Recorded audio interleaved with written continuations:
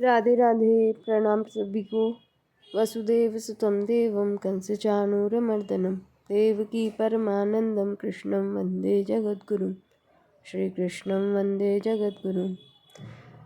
कल श्लोक 1 और 2 की चर्चा हो गई थी। आज आगे तीसरा श्लोक। स एवायं मया तेद्य योगः प्रोक्तः पुरातनः भक्तोऽसि मे सखा चेति रहस्यं हेतुदुत्तमम्। तू मेरा भक्त और प्रिय सखा है, इसलिए वही यह पुरातन योग आज मैंने तुझसे कहा है, क्योंकि यह बड़ा उत्तम रहस्य है। व्याख्या। भक्तोसी में सखा चेती। अर्जुन भगवान को अपना प्रिय सखा पहले से ही मानते थे, पर भक्त अभी हुए हैं। अर्थात अर्जुन सखा भक्त तो पुराने हैं, पर दास्य भक्त नए हैं। आदेश या उपदेश दास अथवा शिष्य को ही दिया जाता है, सखा को नहीं। अर्जुन जब भगवान के शरण हुए तभी भगवान का उपदेश आरंभ हुआ। जो बात सखा से भी नहीं कही जाती, वह बात शरणागत शिष्य के सामने प्रकट कर दी जाती है। अर्जुन भगवान से कहते हैं कि मैं आपका शिष्य हूँ, इसलिए आपके शरण हुए मुझको शिक्षा दीजिए। इसलिए भगवान अर्जुन के सामने अपने आप को प्रकट कर देते हैं, रहस्य को खोल देते हैं। अर्जुन का भगवान के प्रति बहुत विशेष भाव था, तभी तो उन्होंने वैभव और अस्त्र शस्त्रों से सुसज्जित नारायणी सेना का त्याग करके निशस्त्र भगवान को अपने सारथी के रूप में स्वीकार किया। साधारण लोग भगवान की दी हुई वस्तुओं को तो अपनी मानते हैं, जो अपनी है ही नहीं, पर भगवान को अपना नहीं मानते, जो वास्तव में अपने हैं। वे लोग वैभवशाली भगवान को न देखकर उनके वैभव को ही देखते हैं। वैभव को ही सच्चा मानने से उनकी बुद्धि इतनी भ्रष्ट हो जाती है कि वे भगवान का अभाव ही मान लेते हैं, अर्थात भगवान की तरफ उनकी दृष्टि जाती ही नहीं। कुछ लोग वैभव की प्राप्ति के लिए ही भगवान का भजन करते हैं। भगवान को चाहने से तो वैभव भी पीछे आ जाता है, पर वैभव को चाहने से भगवान नहीं आ सकते। वैभव तो भक्त के चरणों में लौटता है, परंतु सच्चे भक्त वैभव की प्राप्ति के लिए भगवान का भजन नहीं करते। वे वैभव को नहीं चाहते, अपितु भगवान को ही चाहते हैं। वैभव को चाहने वाला मनुष्य वैभव के भक्त होते हैं, और भगवान को चाहने वाला मनुष्य भगवान के भक्त होते हैं। अर्जुन ने वैभव का त्याग करके केवल भगवान को अपनाया, तो युद्ध क्षेत्र में भीष्म, द्रोण, युधिष्ठिर आदि महापुरुषों के रहते हुए भी गीता का महान दिव्य उपदेश केवल अर्जुन को ही प्राप्त हुआ, और बाद में राज्य भी अर्जुन को मिल गया। स एवायं मया तेद्य योगः प्रोक्तः पुरातनः। इन पदों का यह तात्पर्य नहीं है कि मैंने कर्मयोग को पूर्णतः कह दिया है, प्रत्युत यह तात्पर्य है कि जो कहा है वह पूर्ण है। आगे भगवान के जन्म के विषय में अर्जुन द्वारा किए गए प्रश्न का उत्तर देकर भगवान ने पुनः उसी कर्मयोग का वर्णन आरंभ किया है। भगवान कहते हैं कि सृष्टि के आदि में मैंने सूर्य के प्रति जो कर्मयोग कहा था, वही आज मैंने तुमसे कहा है। बहुत समय बीत जाने पर वह योग अप्रकट हो गया था, और मैं भी अप्रकट ही था। अब मैं भी अवतार लेकर प्रकट हुआ हूँ और योग को भी पुनः प्रकट किया है। अतः अनादिकाल से जो कर्मयोग मनुष्यों को कर्म बंधन से मुक्त करता आ रहा है, वह आज भी उन्हें कर्म बंधन से मुक्त कर देगा। रहस्यम हेतुदुत्तमम्। जिस प्रकार 18वें अध्याय के 66वें श्लोक में भगवान ने अर्जुन के सामने सर्वगुह्यतम बात प्रकट की है कि तू मेरी शरण में आ जा, मैं तुझे संपूर्ण पापों से मुक्त कर दूंगा, उसी प्रकार यहाँ उत्तम रहस्य प्रकट करते हैं कि मैंने सृष्टि के आदि में सूर्य को उपदेश दिया था, और वही मैं आज तुझे उपदेश दे रहा हूँ। भगवान अर्जुन से मानो यह कहते हैं कि तेरा सारथी बनकर तेरी आज्ञा का पालन करने वाला होकर भी मैं आज तुझे वही उपदेश दे रहा हूँ जो उपदेश मैंने सृष्टि के आदि में सूर्य को दिया था। मैं साक्षात वही हूँ और अभी अवतार लेकर गुप्त रीति से प्रकट हुआ हूँ। यह बहुत रहस्य की बात है। इस रहस्य को आज मैं तेरे सामने प्रकट कर रहा हूँ क्योंकि तू मेरा भक्त और प्रिय सखा है। साधारण मनुष्य की तो बात ही क्या है, साधक की दृष्टि भी उपदेश की ओर अधिक एवं उपदेष्टा की ओर कम जाती है। इस प्रसंग को पढ़ने सुनने पर उपदिष्ट योग पर तो दृष्टि जाती है, पर उपदेष्टा भगवान श्री कृष्ण ही आदि नारायण है, इस पर प्राय दृष्टि नहीं जाती। जो बात साधारणतः पकड़ में नहीं आती वह रहस्य की होती है। भगवान यहाँ रहस्यम पद से अपना परिचय देते हैं, जिसका तात्पर्य है कि साधक की दृष्टि सर्वथा भगवान की ओर ही रहनी चाहिए। अपने आप को आदि उपदेष्टा कहकर भगवान मानव अपने को मानव मात्र का गुरु प्रकट करते हैं। नाटक खेलते समय मनुष्य जनता के सामने अपने असली स्वरूप को प्रकट नहीं करता, पर किसी आत्मीय जन के सामने अपने को प्रकट भी कर देता है। ऐसे ही मनुष्य अवतार के समय भी भगवान अर्जुन के सामने अपना ईश्वर भाव प्रकट कर देते हैं, अर्थात जो बात छिपा कर रखनी चाहिए वह बात प्रकट कर देते हैं। यही उत्तम रहस्य है। कर्मयोग को भी उत्तम रहस्य माना जा सकता है। जिन कर्मों से जीव बनता है, कर्मणा बध्यते जंतु, उन्हीं कर्मों से उसकी मुक्ति हो जाए, यह उत्तम रहस्य है। पदार्थों को अपना मानकर अपने लिए कर्म करने से बंधन होता है और पदार्थों को अपना न मानकर दूसरों का मानकर केवल दूसरों के हित के लिए निस्वार्थ भावपूर्वक सेवा करने से मुक्ति होती है। अनुकूलता, प्रतिकूलता, धनवत्ता, निर्धनता, स्वस्थता, अरुगणता आदि कैसी ही परिस्थिति क्यों न हो, प्रत्येक परिस्थिति में इस कर्मयोग का पालन स्वतंत्रता पूर्वक हो सकता है। कर्मयोग में रहस्य की 3 बातें मुख्य हैं। पहला, मेरा कुछ नहीं है, कारण कि मेरा स्वरूप सत अविनाशी है और जो कुछ मिला है वह सब असत नाशवान है।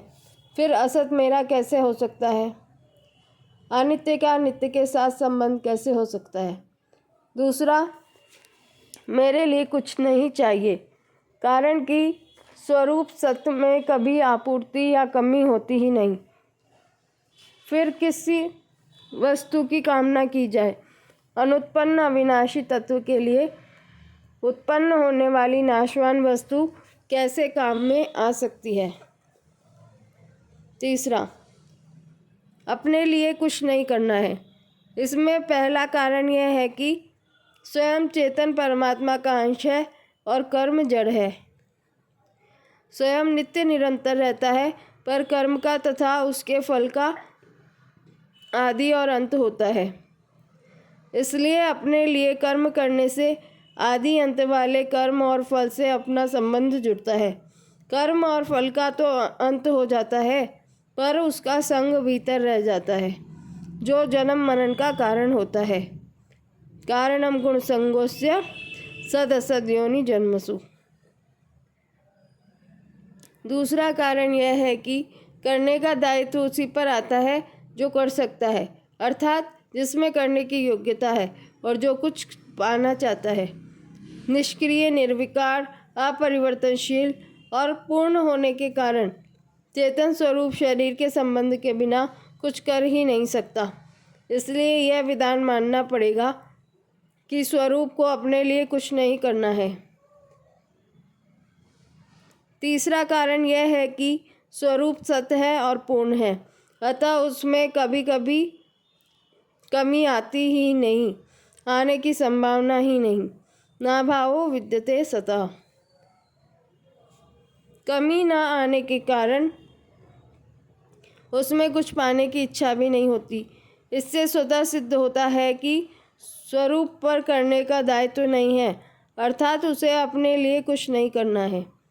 कर्म योग में कर्म तो संसार के लिए होते हैं, और योग अपने लिए होता है, परंतु अपने लिए कर्म करने से योग का अनुभव नहीं होता। योग का अनुभव तभी होगा जब कर्मों का प्रभाव पूरा का पूरा संसार की ओर ही हो जाए। कारण कि शरीर, इंद्रियां, मन, बुद्धि, पदार्थ, धन संपत्ति आदि जो कुछ भी हमारे पास है वह सब का सब संसार से अभिन्न है, संसार का ही है और उन्हें संसार की सेवा में ही लगाना है। अतः पदार्थ और क्रिया रूप संसार से संबंध विच्छेद करने के लिए दूसरों के लिए कर्म करना है। यही कर्मयोग है। कर्मयोग सिद्ध होने पर करने का राग, पाने की लालसा, जीने की इच्छा और मरने का भय ये सब मिट जाते हैं। जैसे सूर्य के प्रकाश में लोग अनेक कर्म करते हैं पर सूर्य का उन कर्मों से अपना कुछ भी संबंध नहीं होता, ऐसे ही स्वयं चेतन के प्रकाश में संपूर्ण कर्म होते हैं पर स्वयं का उनसे कुछ भी संबंध नहीं होता, क्योंकि स्वयं चेतन तथा अपरिवर्तनशील है और कर्म जड़ तथा परिवर्तनशील है। परंतु जब स्वयं भूल से उन पदार्थों और कर्मों के साथ थोड़ा सा भी संबंध मान लेता है, अर्थात उन्हें अपने और अपने लिए मान लेता है, तो फिर वे कर्म अवश्य ही उसे बांध देते हैं। नियत कर्म का किसी भी अवस्था में त्याग न करना तथा नियत समय पर कार्य के लिए तत्पर रहना भी सूर्य की अपनी विलक्षणता है। कर्मयोगी भी सूर्य की तरह अपने नियत कर्मों को नियत समय पर करने के लिए सदा तत्पर रहता है। कर्मयोग का ठीक ठीक पालन किया जाए तो यदि कर्मयोगी में ज्ञान के संस्कार हैं तो उसे ज्ञान की प्राप्ति, और यदि भक्ति के संस्कार है तो उसे भक्ति की प्राप्ति स्वतः हो जाती है। कर्मयोग का पालन करने से अपना ही नहीं प्रत्युत संसार मात्र का भी परम हित होता है। दूसरे लोग देखे या न देखे, समझे या न समझे, माने या न माने, अपने कर्तव्य का ठीक ठीक पालन करने से दूसरे लोगों को कर्तव्य पालन की प्रेरणा स्वतः मिलती है और इस प्रकार सबकी सेवा भी हो जाती है। मार्मिक बात। गीता में भगवान ने उपदेश के आरंभ में दूसरे अध्याय के 11वें श्लोक से 30वें श्लोक तक मनुष्य मात्र के अनुभव विवेक का वर्णन किया है। यह मनुष्य मात्र का ही अनुभव नहीं है, प्रत्युत जीव मात्र का अनुभव है।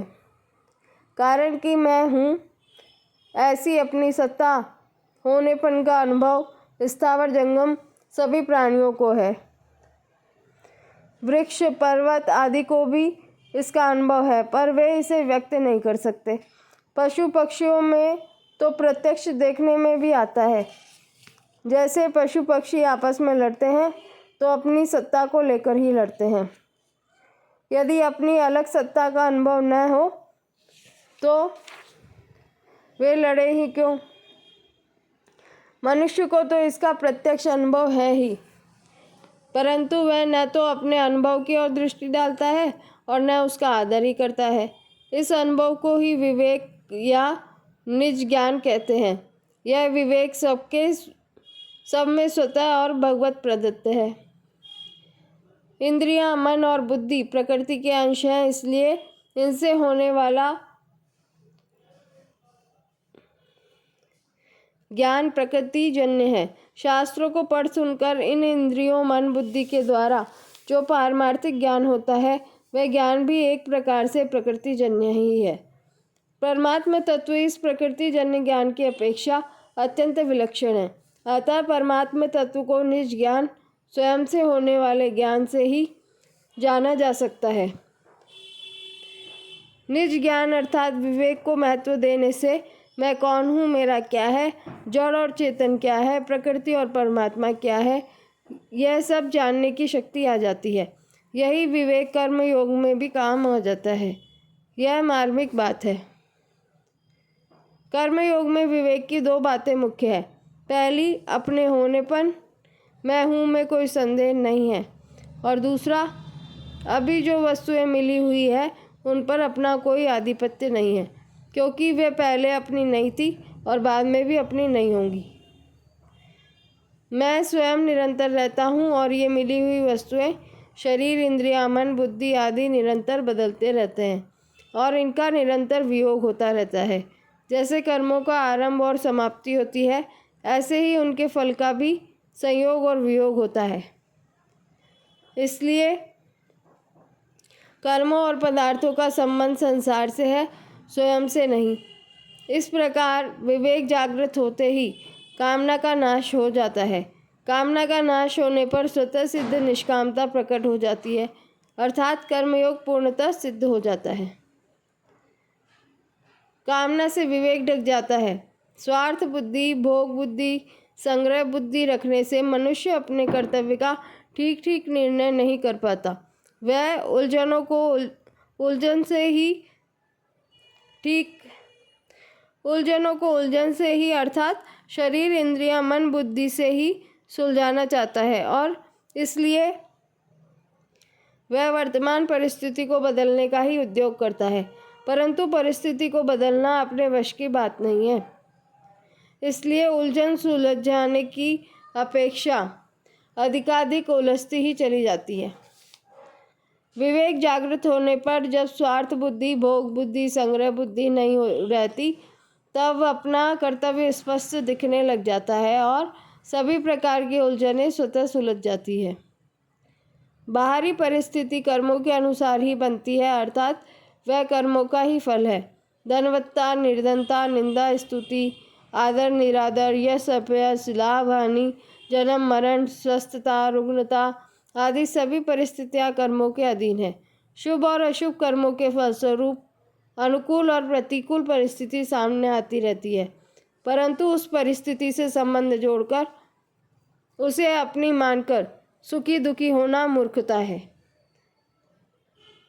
तात्पर्य यह है कि अनुकूल और प्रतिकूल परिस्थिति का आना तो कर्मों का फल है और उससे सुखी दुखी होना अपनी अज्ञता, मूर्खता का फल है। कर्मों का फल मिटाना तो हाथ की बात नहीं है, पर मूर्खता मिटाना बिल्कुल हाथ की बात है।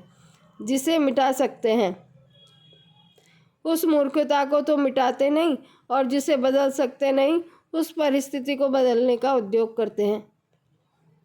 यह महान भूल है। इसलिए अपने विवेक को महत्व देकर मूर्खता को मिटा देना चाहिए और अनुकूल प्रतिकूल परिस्थितियों का सदुपयोग करते हुए उनसे ऊंचे उठ जाना अर्थात असंग हो जाना चाहिए। जो किसी भी परिस्थिति से संबंध न जोड़कर उसका सदुपयोग करता है, अर्थात अनुकूल परिस्थिति में दूसरों की सेवा करता है तथा प्रतिकूल परिस्थिति में दुखी नहीं होता, अर्थात सुख की इच्छा नहीं करता, वह संसार बंधन से सुगमता पूर्वक मुक्त हो ही जाता है। जिसे मनुष्य नहीं चाहता वह प्रतिकूल परिस्थिति पहले किए गए अशुभ पाप कर्मों का फल होती है। अतः पाप कर्म तो करने ही नहीं चाहिए। किसी को कष्ट पहुँचे ऐसा काम तो स्वप्न में भी नहीं करना चाहिए। परंतु वर्तमान में नए पाप कर्म न करने पर भी पुराने पाप कर्मों के फलस्वरूप जब प्रतिकूल परिस्थिति आ जाती है, तब अंतःकरण में चिंता, शोक, भय आदि भी आ जाते हैं। इसका कारण यह है कि हमने चिंता, शोक को अधिक परिचित बना लिया है। जैसे बिक्री की हुई गाय पुराने स्थान से परिचित होने के कारण बार बार वहीं आ जाती है, परंतु उसे बार बार नए स्थान पर पहुंचा दिया जाए तो फिर वह पुराने स्थान पर आना छोड़ देती है। ऐसे ही आज और अभी यह दृढ़ विचार कर लें कि आने जाने वाली परिस्थिति से संबंध जोड़कर चिंता, शोक करना गलत है। यह गलती अब हम नहीं करेंगे तो फिर ये चिंता, शोक आना छोड़ देंगे। कितनी सुंदर बात है और कितनी सरल। इतनी सरल सीधी बातें केवल स्वामी जी महाराज के मुख से सुनने को मिल सकती। मतलब एक लाइन में कितना अच्छा सॉल्यूशन है ये। चिंता, शोक मिटाने की रामबाण दवा है।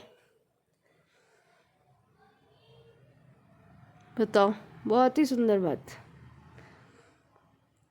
चिंता शोक करना गलती है और ये गलती हम अब कभी नहीं करेंगे, तो फिर चिंता शोक आना ही छोड़ देंगे, आएंगे ही नहीं। वाह वाह, जय हो। विवेक की पूर्ण जागृति न होने पर भी कर्मयोगी में एक निश्चयात्मिका बुद्धि रहती है। जो अपना नहीं है उससे संबंध विच्छेद करना है और सांसारिक सुखों को न भोगकर केवल सेवा करनी है। इस निश्चयात्मिका बुद्धि के कारण उसके अंतःकरण में सांसारिक सुखों का महत्व नहीं रहता। फिर भोगों में सुख है ऐसे भ्रम में उसे कोई डाल नहीं सकता। अतः इस एक निश्चय को अटल रखने से ही उसका कल्याण हो जाता है। सत्संग स्वाध्याय से ऐसी निश्चयात्मिका बुद्धि को बल मिलता है। अतः हर एक साधक को कम से कम ऐसा कल्याणकारी निश्चय अवश्य ही बना लेना चाहिए। ऐसा निश्चय बनाने में सब स्वाधीन है, कोई पराधीन नहीं है। इसमें किसी की किंचित भी सहायता की आवश्यकता नहीं है, क्योंकि इससे स्वयं बलवान है। मैंने ही सृष्टि के आदि सूर्य को उपदेश दिया था और वही मैं आज तुम्हें उपदेश दे रहा हूँ। इसे सुनकर अर्जुन में स्वाभाविक यह जिज्ञासा जागृत होती है कि जो अभी मेरे सामने बैठे हैं, इन भगवान श्री कृष्ण ने सृष्टि के आरंभ में सूर्य को उपदेश कैसे दिया था। अतः इसे अच्छी तरह समझने के लिए अर्जुन आगे के श्लोक में भगवान से प्रश्न करते हैं। अर्जुन उवाच अपरं भवतो जन्म परम जन्म विवस्वतः कथमेतद्विजानीयां त्वमादौ प्रोक्तवानिति। अर्जुन बोले, आपका जन्म तो अभी का है और सूर्य का जन्म बहुत पुराना है। अतः आपने ही सृष्टि के आरंभ में सूर्य से यह योग कहा था, यह बात मैं कैसे समझूं? व्याख्या। अपरम भवतो जन्म परम जन्म विवस्वतः। आपका जन्म तो अभी कुछ वर्ष पूर्व श्री वसुदेव जी के घर हुआ है, पर सूर्य का जन्म सृष्टि के आरंभ में हुआ था। अतः आपने सूर्य को कर्मयोग कैसे कहा? अर्जुन के इस प्रश्न में तर्क या आक्षेप नहीं है, प्रत्युत जिज्ञासा है। वे भगवान के जन्म संबंधी रहस्य को सुगमतापूर्वक समझने की दृष्टि से ही प्रश्न करते हैं, क्योंकि अपने जन्म संबंधी रहस्य को प्रकट करने में भगवान ही सर्वथा समर्थ हैं। कथमेतद्विजानीयां त्वमादौ प्रोक्तवानिति। मैं आपको सृष्टि के आदि में उपदेश देने वाला कैसे जानूं? अर्जुन के प्रश्न का तात्पर्य यह है कि सूर्य को उपदेश देने के बाद से सूर्यवंश की मनु, इक्ष्वाकु आदि कई पीढ़ियां बीत चुकी है और आपका अवतार अभी का है। अतः आपने सृष्टि के आदि में सूर्य को उपदेश कैसे दिया था, यह बात मैं अच्छी तरह समझना चाहता हूँ। सूर्य तो अभी भी है, इसलिए उसे अभी भी उपदेश दिया जा सकता है, परंतु आपने सूर्य को उपदेश देने के बाद सूर्यवंश की परंपरा का भी वर्णन किया है, जिससे यह सिद्ध होता है कि आपने सूर्य को उपदेश अभी नहीं दिया है। अतः आपने सूर्य को कल्प के आदि में कैसे उपदेश दिया था? अब इससे आगे श्लोक की चर्चा कल करेंगे, जिसमें ठाकुर जी अर्जुन को उत्तर देंगे, बताएंगे कि कैसे उन्होंने सूर्य को उपदेश दिया था। तब तक के लिए राधे राधे।